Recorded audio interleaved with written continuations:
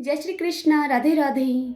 आज की इस वीडियो में मैं आपको ग्यारस माता की कथा सुना रही हूँ। इस कथा को एकादशी व्रत में और एकादशी व्रत के पारण के दिन अवश्य सुनना चाहिए। ऐसा करने से अनंत पुण्य की प्राप्ति होगी और एकादशी व्रत का संपूर्ण फल मिलेगा। यदि आपने अभी तक हमारे इस चैनल श्री कृष्ण दीवाने को सब्सक्राइब नहीं किया है तो अभी कर लें। बेल आइकन का बटन भी दबा लीजिएगा ताकि आपको हमारे आने वाले नए वीडियोस की जानकारी सबसे पहले मिल सके। तो आइए ग्यारस माता की है कथा सुनते हैं। सभी बोलिए विष्णु भगवान की जय, ग्यारस माता की जय। पुराने समय की बात है, किसी नगर में एक राजा राज्य किया करता था। उस राजा की 2 बेटियां थीं। छोटी बेटी एकादशी का व्रत किया करती थी, परंतु बड़ी बेटी कोई व्रत नहीं रखती थी। सभी छोटी से बहुत ही प्रेम करते थे, जिसकी वजह से बड़ी बहन उससे ईर्ष्या करने लगी थी। उसने लड्डू में जहर मिलाकर अपनी छोटी बहन को दे दिया, परंतु ग्यारस माता की कृपा से उसका एक बाल तक भी बांका न हुआ। फिर उस राजा की बड़ी लड़की छोटी लड़की के पास गई और बोली कि बहन, तुम जानती हो हमारी मृत्यु किसी न किसी जगह किसी के द्वारा लिखी होती है। यह सुनकर वह छोटी बहन बोली कि हाँ, यह सच है। बड़ी बहन फिर दोबारा उससे बोली कि तुम्हें तो पता ही होगा कि तुम्हारी मृत्यु किसके द्वारा और कैसे होगी, क्योंकि तुम तो ग्यारस माता की भक्त हो। राजा की वह छोटी लड़की भोली थी। यह सुनकर वह बोली, बहन, मेरा जीवन महल में जो तोता है उस तोते के गले में बंधे हुए हार में है। जब कोई तोते को मारकर उस हार को पहन लेगा तो मैं मूर्छित हो जाऊंगी, और जब उतार कर टांग देगा तो मैं जीवित हो जाऊंगी। बड़ी बहन यह सुनकर तोते को ढूंढने लगी। अब छोटी बहन अपने पिता के पास गई और बोली कि पिताजी, यदि किसी कारणवश मुझे कुछ हो जाए तो मुझे जलाना नहीं, बल्कि हमारे महल के पास जो पुराना महल है वहां मुझे सुला देना। यदि कोई पूछे तो उसे बता देना कि मैं मूर्छित हो गई हूँ। ठीक होने में मुझे समय लगेगा। राजा ने कहा कि बेटी, ऐसी अशुभ बातें तुम मत करो। कल तो तुम्हारी बारात आने वाली है। और फिर अगले दिन उस लड़की की बारात आई। फेरे शुरू हुए। 3 फेरे पूरे हुए थे कि चौथे फेरे में बड़ी बहन ने उस तोते को ढूंढ लिया था और उस तोते को मारकर उस तोते के गले से हार निकालकर उसने अपने गले में पहन लिया। तोते के गले से हार निकालते ही राजा की वह छोटी लड़की 3.5 फेरे में ही मूर्छित होकर नीचे गिर पड़ी।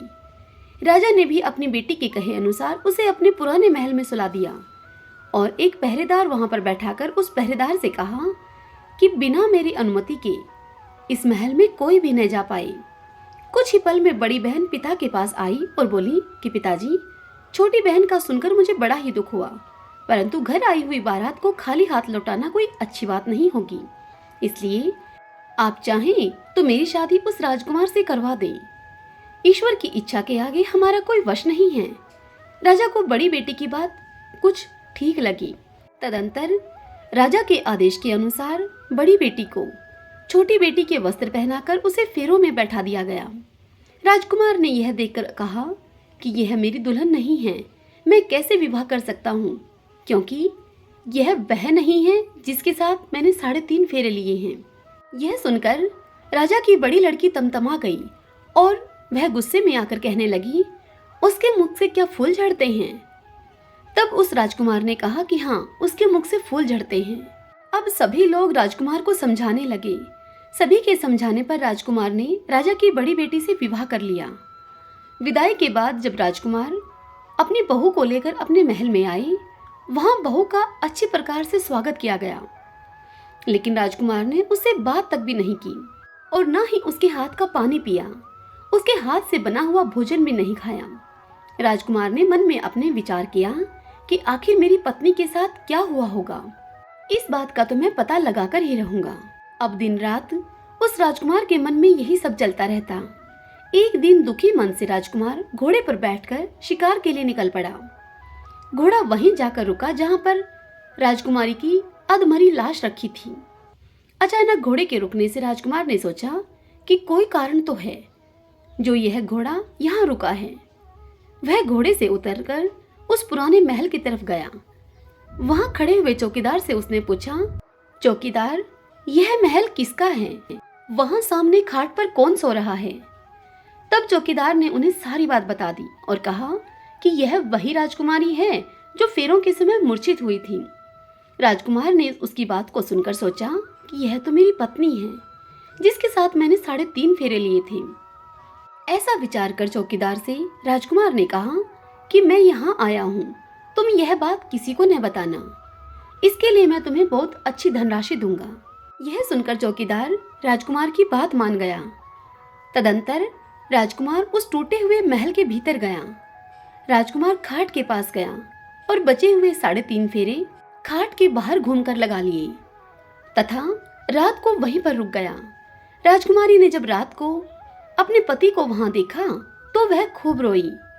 फिर उसके जागने पर राजकुमार ने उससे पूछा कि तुम अचानक फेरों के समय मूर्छित कैसे हो गई थी। तुम्हारे पिता ने मेरी शादी तुम्हारी बड़ी बहन से करवा दी, जबकि मैंने तुम्हारी बड़ी बहन को स्वीकार भी नहीं किया था। तुम दिन में तो मूर्छित थी, तो रात में तुम कैसे जीवित हो गई हो? यह कौन सा राज है?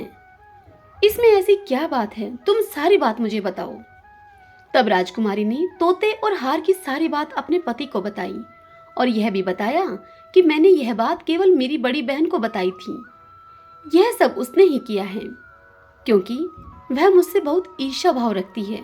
उसने पहले भी मुझे कई बार मारने का प्रयास किया है, परंतु ग्यारस माता ने मुझे हर बार उससे बचा लिया है। मेरी बहन तोते के गले से निकाला हुआ हार दिन भर पहन कर रखती है, इसलिए मैं मूर्छित रहती हूँ और रात को उतार कर सोती है तो मैं जीवित हो जाती हूँ। यदि वह हार मुझे वापस मिल जाए, यदि वह हार मेरे पास आ जाए, तो मैं हमेशा के लिए जीवित हो जाऊंगी। राजकुमारी की बात को सुनकर राजकुमार सोचने लगा कि क्या बड़ी बहन ऐसी भी होती है। ऐसा सोचकर राजकुमार राजकुमारी की सारी बातें सुनकर समझकर अब वह राजकुमार उसी महल में दिन रात उस राजकुमारी के साथ दिन बिताने लगा।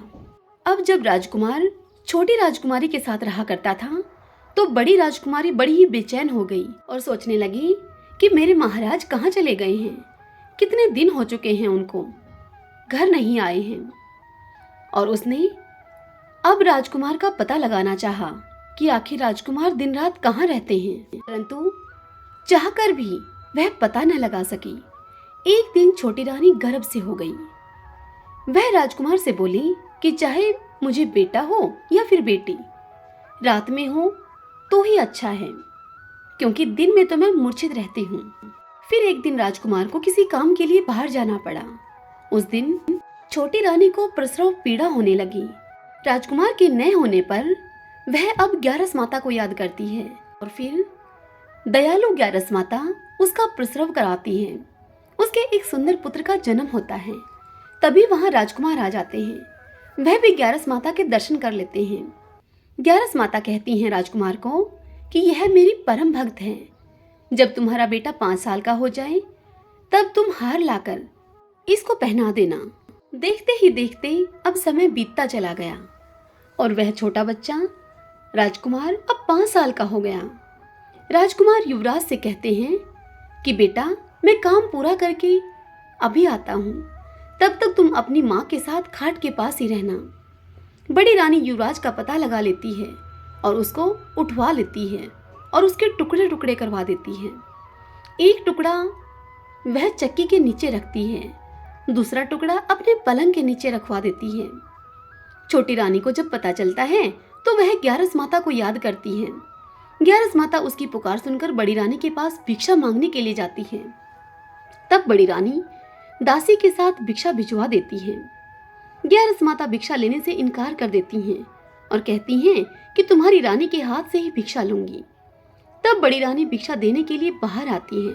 अब ग्यारस माता बिल्ली का रूप धरकर महल के अंदर जाकर बच्चे के दोनों टुकड़ों को जोड़कर उसमें प्राण फूंक देती हैं। बच्चा जीवित हो जाता है। वह बच्चे को लेकर वहां से चली आती है और फिर ग्यारस माता उस बालक को राजकुमार को दे देती है।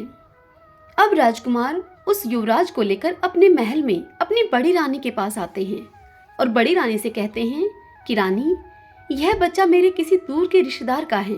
यदि तुम इसे प्यार से रखोगी तो हो सकता है कि मेरा दिल तुम पर आ जाए, मैं तुमसे प्रेम करने लगूं। यह सुनकर बड़ी रानी उस बालक को बड़े ही प्यार से रखती हैं। एक दिन राजकुमार अपने बेटे से कहता है कि बेटा, तुम अपनी मौसी से हार मांग लो, हम यह हार तुम्हारी माँ को पहना देंगे। बच्चा जब हार मांगता है तो रानी को याद आता है कि उसके पति ने उससे कहा था कि मैं बच्चे को प्यार से रखूंगी तो वह मेरे हो जाएंगे। यही विचार करके वह हार बच्चे को दे देती है। राजकुमार कहते हैं कि रानी, आज हम तुम्हारे हाथ से बना हुआ खाना खाएंगे, तुम खाना बनाओ, हम अभी आते हैं। रानी बहुत खुश होकर खाना बनाती है। राजकुमार अपने बेटे को लेकर छोटी रानी के पास जाते हैं और फिर युवराज के हाथ में लिया हुआ वह हार वह छोटी रानी को पहना देते हैं। छोटी रानी जीवित हो जाती है। राजकुमार छोटी रानी और युवराज को लेकर अपने महल में आते हैं। महल में अपने बेटे और छोटी रानी को छोड़कर बड़ी रानी को उसके पिता के पास लेकर जाते हैं और उसके पिता को सारी बात बताते हैं। यह सुनकर रानी के पिता बड़ी ही शर्मिंदा होते हैं। ग्यारस माता की कृपा से छोटी रानी का घर संसार खुशियों से भर जाता है। सभी बोलिए ग्यारस माता की जय, विष्णु भगवान की जय। भगतजनों, यदि आपको ग्यारस माता की यह कहानी पसंद आई हो तो इस वीडियो को लाइक करें और कमेंट बॉक्स में ग्यारस माता की जय लिखिए और हमें बताइए कि आपको यह कथा कैसी लगी। हरे कृष्णा।